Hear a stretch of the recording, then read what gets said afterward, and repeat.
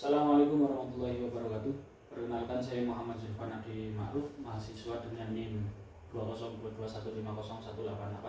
Saya adalah seseorang yang berperan ganda, yakni sebagai staf tata usaha dan juga guru mata pelajaran non-kulikuler, yaitu coding dan kecerdasan buatan di SMP Pelita Al-Quran.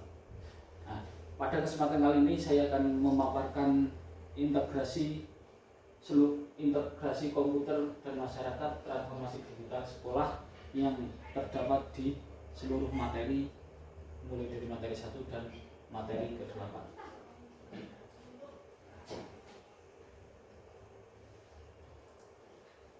Nah,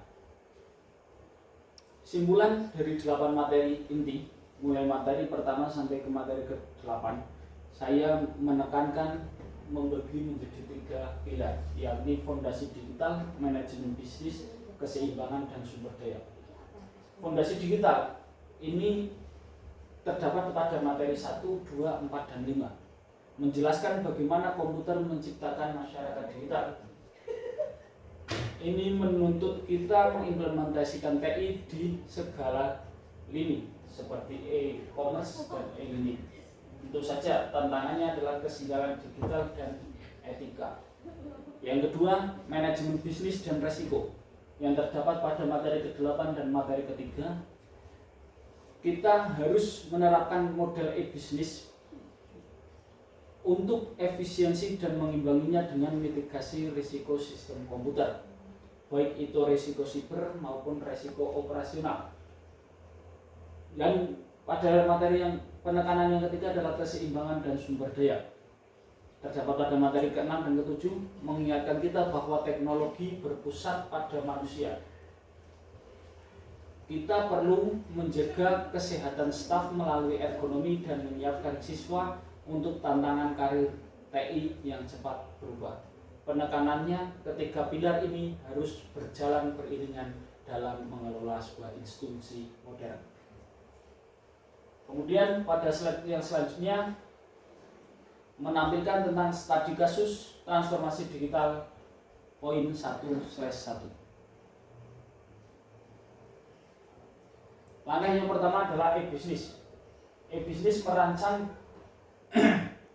visi kami adalah membangun e-bisnis sekolah, tidak hanya mengurus pembayaran atau e-commerce, tapi juga mengintegrasikannya dengan absensi, nilai, kurikulum, dan keuangan.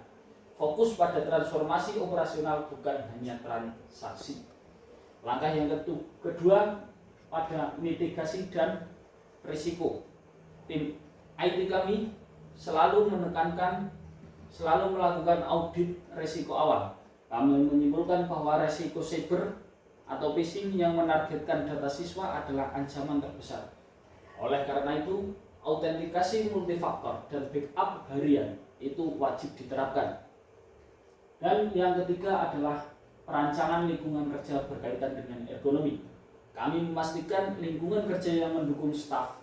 Saat pengadaan perangkat baru, kami wajib memilih kursi dan meja yang dapat diatur sandarannya, diatur ketinggiannya dengan menerapkan prinsip ergonomi demi kesehatan jangka panjang staf dan guru di SMP Pelita. Kemudian pada slide selanjutnya adalah studi kasus alur transformasi digital, yaitu adaptasi SDM karir TI dan masyarakat digital. Lanjutan dari alur transformasi ini berfokus pada pengembangan SDM dan siswa. Langkah yang keempat, adaptasi SDM karir TI dan masyarakat digital. Kami sadar bahwasanya perubahan cepat teknologi dapat mengerus keterampilan, maka pelatihan keamanan siber diwajibkan bagi seluruh staf dan guru. Kemudian pada langkah kelima, yaitu kurikulum non-kurikuler, pengaruh komputer dan karir TI. Sebagai guru coding dan kecerdasan buatan, kurikulum ini diarahkan untuk mengajarkan dasar-dasar keamanan informasi dan artificial intelligence kepada seluruh siswa. Kami ingin siswa menjadi pencipta teknologi di masyarakat digital, bukan sekedar sebagai pengguna. Kemudian penerapan dalam pekerjaan saat ini, inisiatif digital dan kesejahteraan lingkungan sekolah.